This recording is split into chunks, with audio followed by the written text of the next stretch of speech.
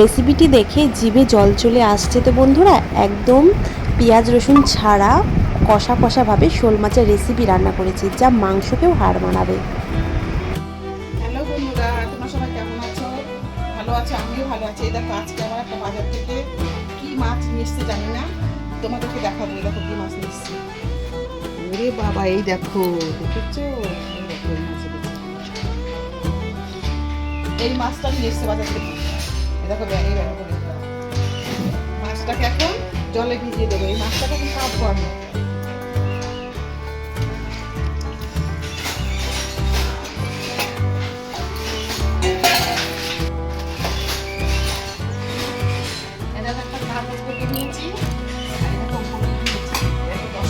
জায়গা নেই,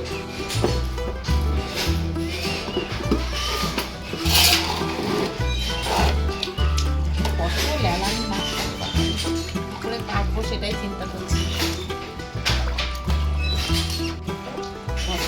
দেখো কেমন কি করে কাটবো সেটাই চিন্তা করছি।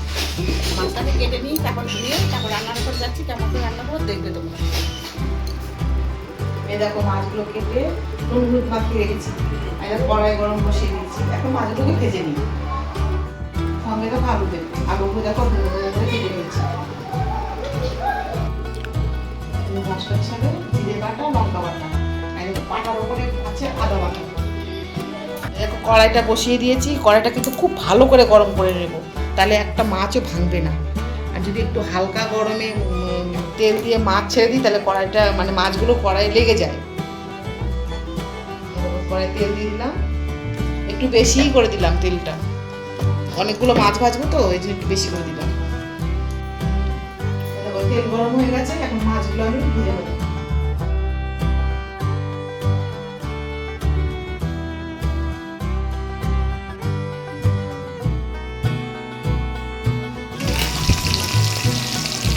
দেখো এক পিস মাছ ভাজা হয়ে গেছে।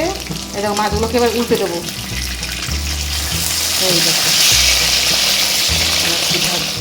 এই দেখো মাছগুলো এক এক করে সব কটা মাছ ভেজে নিয়েছি। আর ওই তেলই গরম হচ্ছে, এক্সট্রা আমি আর তেল দিইনি। তখন আমি তেলটা একটু বেশি করে দিয়ে দিলাম না। এখন একটু জিরে ফোড়ন দেবো।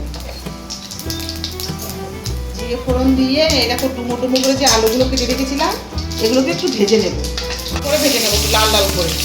আর আমি আগের থেকে আলুগুলোকে নুন হলুদ মাখিয়ে রেখেছিলাম। হলুদ মাখিয়ে রাখা যে আলু ভেজে জলটা থাকে, জলটা বেরিয়ে যায়, তাহলে তাড়াতাড়ি ভাজা হয়ে যায়। এই জন্য আগে থেকে নুন হলুদ মাখিয়ে রেখেছিলাম। এটাকে ভালো করে ভেজে দেবো। এই দেখো আলুগুলো দেখেছো কেমন লাল হয়ে ভাজছে।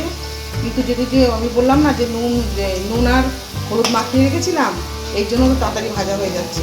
যেহেতু আলুর গায়ে জলটা নিয়ে বেরিয়ে গেছে, তাড়াতাড়ি ভাজা হয়ে যাচ্ছে। এই দেখো ডিমটা ভাজতে ভুলে গেছিলাম। এখন এই তেলের পাশেই আলুর পাশেই দেখো দিয়ে দিচ্ছি। দেখো এটা তো ভাজা হয়ে যাচ্ছে এমনিতে। আর এই মাছের ডিমটা অত ফোটে না, এই জন্য দেওয়া গেল। অন্য অন্য মাছের ডিম আবার মানে ফেটেই যাবে।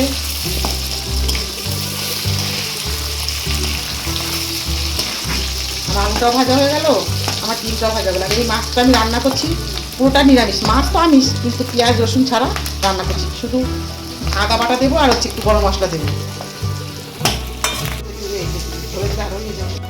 আলু ভাজা হয়ে গেছে। ও আলুটাকে আমি তুললাম না, ওর মধ্যেই আমি একটা ছোট টমেটো কুচো করে রেখেছিলাম, ওটাকে দিয়ে দিলাম। এই আলুর সাথে টমেটোটাকেও এরকম করে ভেজে নেবো। দেখো এর ভেতরে এসে ভাজা হচ্ছে। আর দেখো দুটো গরম মশলা খেতে করেছি। এই দেখো দারচিনি, একটু লবঙ্গ খেতে করে রেখেছি, এটাই দেবো বেটি। টমেটোটা দেখো তেলের সাথে একদম ভাজা হয়ে গেছে। এর মধ্যে আমি মশলাগুলো দিয়ে দেবো। তোমাদের বলেছিলাম আমি এই দেখো কাঁচা লঙ্কা বাটা, জিরে বেটে রেখেছিলাম, এটা সম্পূর্ণ দিয়ে দেবো। অনেকক্ষণ আগে বেটে রেখেছি তো, এই দেখো বাটির সাথে লেগে গেছে। আদা বাটা দিয়ে দেবো। মশলাটাকে একটু কষিয়ে নিই।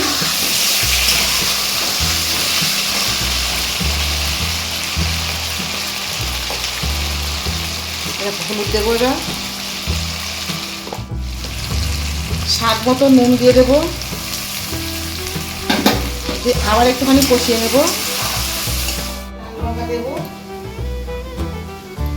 আমি চামচ ভেবে দিলাম না, আমি একটু আইডিয়া করে দিলাম। বাড়িতে মশলা বেটে লেগে আছে, একটু ধোয়া একটু জল দিয়ে দেবো, একটু কষিয়ে নিই। আর এটা কি মাছ বলো তো, তোমাদের দেখালাম, এটা হচ্ছে শোল মাছ।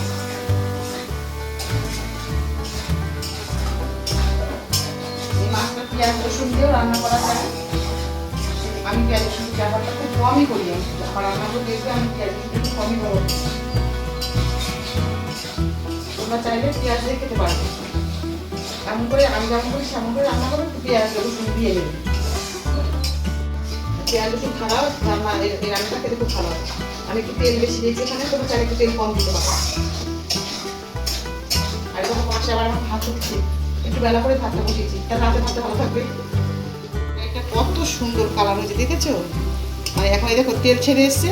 এখন আমি এই তরকারিটা এটা আমার ঝোল দিয়ে দেবো।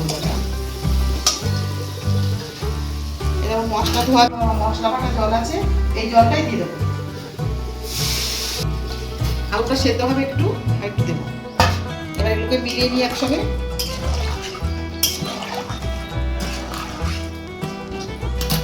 ঝোলটা ফুটে আসলে তখন মাছ ছেড়ে দেবো। ঝোলটা ফুটে গেছে, এবার এই মাছগুলোর মধ্যে দিয়ে দেবো, সব কটা মাছ দিয়ে দেবো। দেখো কত সুন্দর কালার, দেখো মাছের তরকারিটা।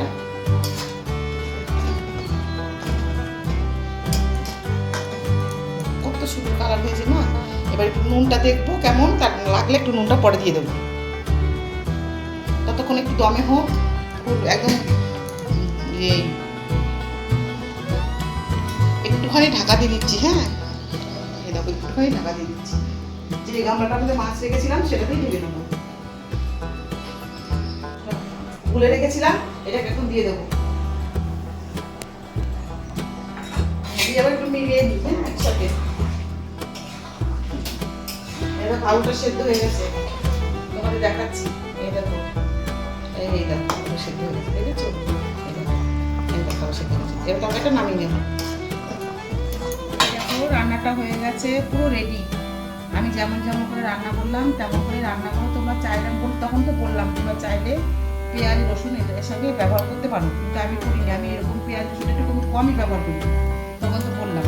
আর দেখো সম্পূর্ণ মাছ তরকারিটা হয়ে গেছে, কেমন খুব সুন্দর কালারফুল হয়েছে তরকারিটা। এই দেখো মাছের ডিমগুলো ভেজেছিলাম, তোমাদের দেখালাম আলুর সঙ্গে। এই দেখো মাছের ডিমগুলো আছে, মাছগুলো আছে, গোটা গোটা রয়েছে।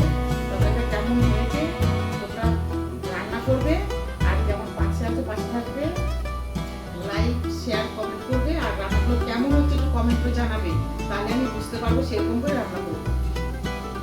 আবার অন্য একটা রান্নায় নিয়ে আসছি, ততক্ষণ টাটা।